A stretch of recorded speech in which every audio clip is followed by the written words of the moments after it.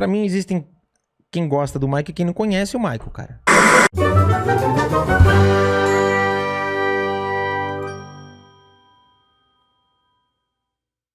Tudo bem, eu respeito a opinião da galera. Tem gente que fala, o Michael é superestimado, bababá. Mas, cara, se você... Não, pra mim, existem quem gosta do Michael e quem não conhece o Michael, cara. Porque uma vez que você conhece, você sabe a história do cara. Eu acho que... E você sabe o preço que o cara pagou pra fazer cada coisa que ele fez, no sentido de abrir mão de coisas, de assumir responsabilidades, sabe? Tipo, primeiro negro a tocar numa série de rádio branca, primeiro negro, o primeiro clipe que a MTV passou de um artista negro foi Billie Jean. Que? É. Não Isso é fato, não, cara. Aí, mas o Quincy Jones tinha sérias dúvidas a respeito de Beat It. Por quê? Porque ele falou, não acreditar, você tá falando? Porque ele falou, cara, a gente vende um disco que Off the Wall é um disco muito disco music. Eu vi um documentário do Quincy Jones na Netflix, se eu não me engano. É maravilhoso o documentário, mas ele dá agora que ele tá mais velho, ele sai dando tapa em todo mundo, né? É. Mas ele tinha dúvida porque ele falou, cara, o Beat It é muito rock. Não se conecta com o R&B, com Black. E o Michael falava, cara, o Beat It é o meu ticket pra Rádio Branca. E foi. Como foi o inverso. Van Halen passou a tocar em Rádio Negra. Então o Michael ele tem uma importância que vai muito além do lance do disco. A galera, lógico, a gente tá falando de um cantor, então a música vem em primeiro lugar. Mas tem um lance mercadológico que, na verdade, vem desde os Jackson 5, cara. Que quando você pega Jackson 5 era um produto adolescente para um público negro que não tinha produtos para consumir adolescente. Exatamente. Então, quando lançam lá o desenho dos Jackson 5, o show, o sucrilho lá, o cereal, a parada, é um mercado que eles estavam abrindo ali. E quando o Michael desponta na carreira solo, não fura? Quando ele desponta na carreira solo, você fala, peraí, você tem uma Barbie lá, um boneco do Michael. E aí você vê a molecadinha de todas as idades, as criançadas querendo ter o boneco do Michael. E aí rola uma treta de, vamos deixar a pele do boneco mais clara. Ah, é? Cara, sempre rolou isso. Sabe? Uma negação do Michael. E aí o cara vai, pega vitiligo, que é uma doença que degenera mesmo a pigmentação da pele. Ele fica branco não por uma opção. Então, tipo, é uma história... Cara, é muito pesado. Eu costumo dizer que se não existisse Michael Jackson na história e alguém falasse, vou fazer um roteiro aqui. Você fala, não. Tenho certeza que na primeira reunião de corte de um estúdio, o diretor do estúdio ia falar, cara, menos, né? Tá... a galera não vai acreditar que isso é real. Tá pesado. Não, vamos... O que ele faz no comercial da Pepsi, pega fogo no cabelo. Pega fogo no cabelo. Você sabe dessa? E o tratamento disso é um tratamento que é Como foi essa história? Então, na verdade, palavras do próprio Michael também... Que foi um contrato absurdo de grana, não era? Então, na verdade, na época, ele tava negociando com a Quaker. E aí, ele queria a Quaker porque ele gostava dos produtos Quaker e a Quaker ia dar uma puta grana. Sim. Só que o empresário, na época da turnê, o empresário era o Don King. E o Don King falou, não, você não pode fechar com a Quaker porque... É o mesmo do Tyson, do Tyson, que era meio um cara duvidoso. Que o Michael coloca, todos nós achávamos ele duvidoso, mas eu fui voto vencido. E o cara chega e fala, não, você não vai fechar com a Quaker porque eu já fechei com a Pepsi. E era menos grana.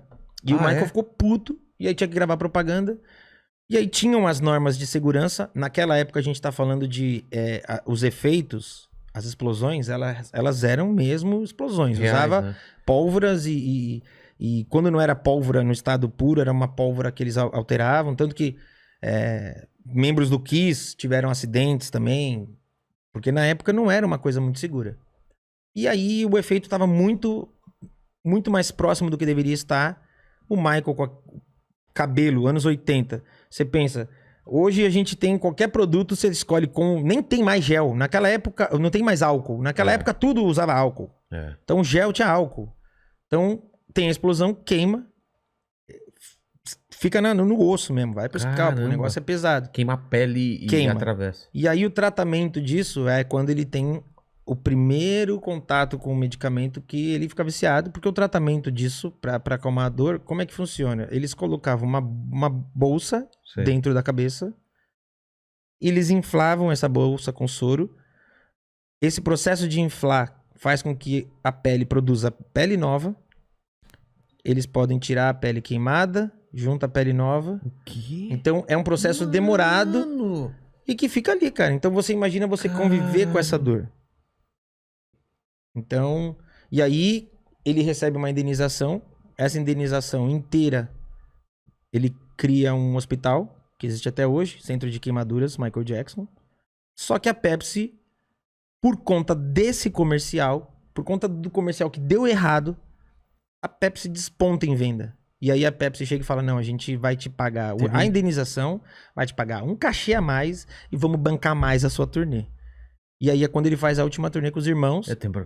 Essa época a Pepsi tava muito mais famosa do que a Coca, cara. Vendia mais, ela vendia mais. Cara. Tanto que quando o Michael se foi, a Pepsi fez uma campanha de agradecimento ao Michael. Porque a Pepsi reconheceu que o Michael posicionou a marca Pepsi em muitos países ao redor do mundo por conta da personalidade dele. Essa parceria deles durou 10 anos. Foram 3 turnês. Então, foi uma parada... Foi uma parada, tipo, como a gente tá falando, se você fosse escrever história... Mas que louco, né? Você vê como os pontos vão se ligando por causa... É o que você falou. Por causa dessa queimadura, ele começou a tomar o remédio que ia ser o problema lá na frente. Que ele se livrou, mas, cara... Não tinha como saber, né? Você se livra e aí você volta, e aí você livra. E aí o mínimo... Porque aí você fica mais sensível à dor. E ele sofreu outros acidentes depois. Ah, é? De dança? De dança. Tem um acidente que ele sofreu, ele já tava livre já... Cara, ele já tava livre já há muitos anos. Foi o período que ele ficou mais livre de medicamentos. Ele tava livre já há 6 anos. E aí, em 99, ele fez um show... Que ele fez o seguinte, ele fez um show na Coreia do Sul e praticamente 24 horas depois, quase 24 horas depois, ele fez o mesmo show na Alemanha, em Munique. E aí tinha um momento do show que uma ponte se formava, a ponte explodia, ele ia lá pro topo do palco, cantava lá no alto, a ponte descia, se formava de novo, ele saía da ponte e vinha pro palco. No show, a ponte sobe e por algum erro a ponte não se sustenta e ela cai. Caramba, ele caiu junto Vendo com a ponte. no vídeo, a impressão que dá é que foi um tombo lento. Mas esse tombo lesionou a espinha? A coluna dele. E ele sobe no palco. Você vê que os movimentos já são mais contidos. Era a penúltima música. Então ele já mais contido. Faz a última música. E aí dali ele já sai carregado. E aí é até uma outra história que você fala, olha como a gente não pensa.